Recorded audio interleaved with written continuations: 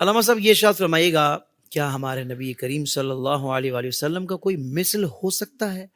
نفس بشریت میں مثل ہونے کا کیا معنی ہے جو قرآن میں آیا ہے، تاکہ یہ والی بات بھی ذرا کلیئر ہو جائے. لوگ کون سی بات کو کہاں سے ملا رہے ہوتے ہیں، کہتے ہیں قرآن میں ہے، دیکھو حضور ہمارے جیسے ہیں. تو میں چاہتا ہوں کہ آج یہ والی بات بھی قرآن سے ہی ذرا آپ سمجھا دیں لوگوں کو. بسم اللہ الرحمن الرحیم. اللہ تبارک و تعالیٰ نے قرآن مجید میں ایک سے زیادہ مقامات پر ارشاد فرمایا، قل انما انا بشر مثلکم یوحی الیہ، کہ اے حبیب آپ فرما دیجئے کہ محض میں بشر ہوں تمہاری مثل، مجھ پر وحی کی جاتی ہے. تو اس آیت پاک سے ہمارا بنیادی عقیدہ یہ نکل کر آیا کہ انبیاء کرام علیہم السلام تمام کے تمام بشر ہیں.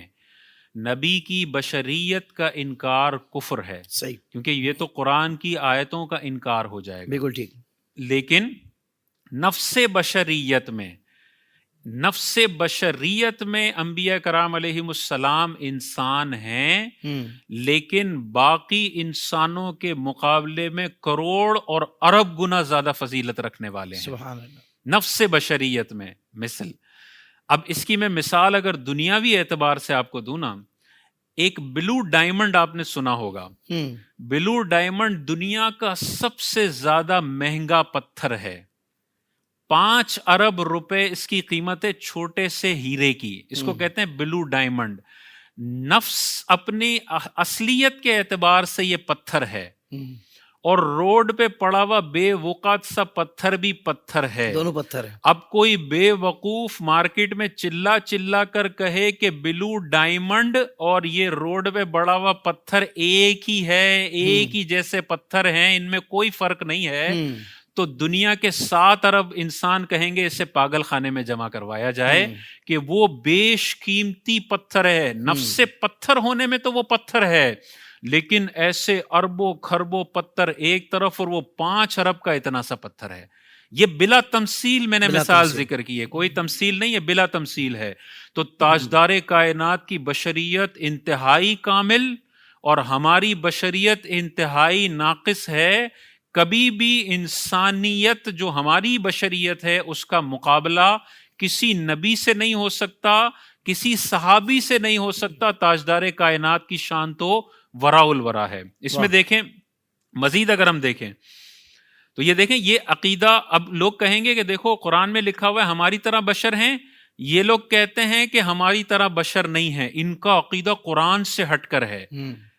لیکن ان لوگوں کو بتایا جائے کہ اگر قرآن کو حدیث کی روشنی کے بغیر تم پڑھنے کی کوشش کرو گے، گمراہی تمہارا مقدر بنے گی.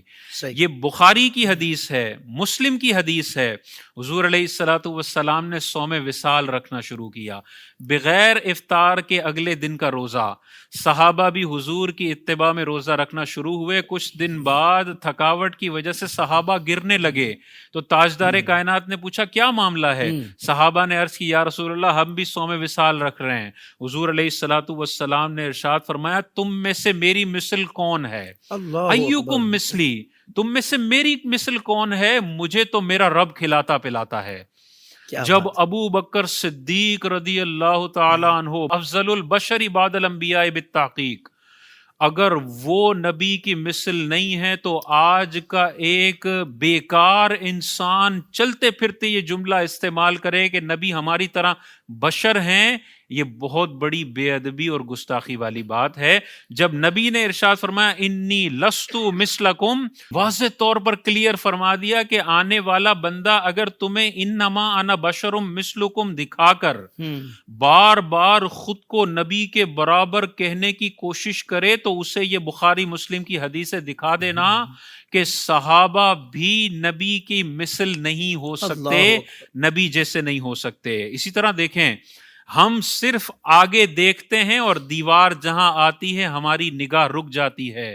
تاجدار کائنات نے بخاری کی حدیث میں ارشاد فرمایا کہ اے صحابہ تم یہ سمجھتے ہو میرا منہ یہ قبلے کی طرف ہے، خدا کی قسم جیسے میں آگے دیکھتا ہوں ویسے میں پیچھے دیکھتا ہوں. اللہ اللہ تبارک و تعالیٰ نے اپنے اللہ نبی کو اکبر. 360 ڈگری ویژن عطا فرمایا تھا. اللہ ہر اکبر. طرف ہمارے نبی واہ دیکھ واہ سکتے تھے. واہ واہ. آگے اللہ کے نبی نے ارشاد فرمایا کہ نہ مجھ پر تمہارا خشوع پوشیدہ ہے اور نہ تمہارا رکوع پوشیدہ ہے.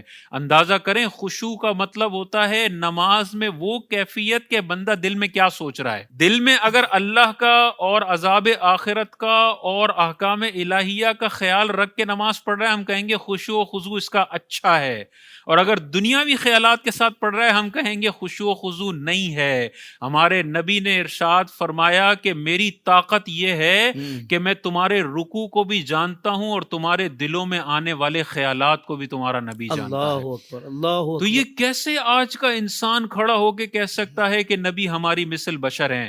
بشریت میں تو ہمارا عقیدہ ہے کہ نبی بشر ہیں اس آیت کے مطابق، لیکن کسی کی کیا مجال کہ خود کی گندی بشریت کو نبی کے مقابلے میں لا کر وہ کھڑا کر دے. کیا اسی کہنے طرح ہیں. شاہ عبد الحق محدث دہلوی رحمۃ اللہ تعالی نے کیا ارشاد فرمایا؟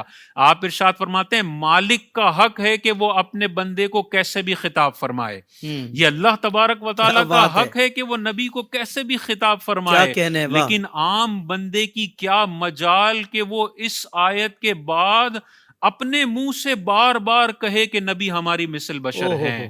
اور یہ دیکھیں حضور علیہ الصلوۃ والسلام کے دور میں یہ جملہ کون کہتے تھے کہ نبی ہماری طرح بشر ہیں؟ کیا صحابہ کہتے تھے؟ نہیں. یہ کس کا جملہ ہوتا تھا؟ یہ ابو جہل کا جملہ ہوتا تھا، یہ کافروں کا جملہ ہوتا تھا. یہ نبی ہماری طرح بشری تو ہیں، ہم کیوں ان کی بات مانیں؟ یہ بدترین کافروں کی عادت ہے کہ نبی کو بار بار اپنی مثل بشر کہتے ہیں. صحابہ نے ہمیں یہ عقیدہ دیا ہے صلح حدیبیہ کے موقع پر کہ حضور اپنا لعاب مبارک نکالتے ہیں. بخاری کی حدیث کہتی ہے حضور کے لعاب کا ایک قطرہ بھی زمین پر نہیں گرتا تھا، صحابہ اپنی ہتھیلی میں لے لیا کرتے تھے. اور ہتھیلی میں لے کے صحابہ کیا کرتے تھے؟ بخاری کے الفاظ ہیں فَدَلَكَ بِهَا، صحابہ اس کو ملتے تھے، اپنے چہروں پر اپنے جسم پر مل لیا کرتے تھے. آگے عروہ بن مسعود ارشاد فرماتے ہیں جب حضور وضو فرماتے تو حضور کے جسم اطہر سے جو پانی ٹچ ہو کر زمین کی طرف بڑھتا تو صحابہ اس کو لینے کے لیے ایسے آگے بڑھتے قادو یقتتلون علی وضوئہ، ایسا محسوس ہوتا صحابہ آپس میں لڑ پڑیں گے.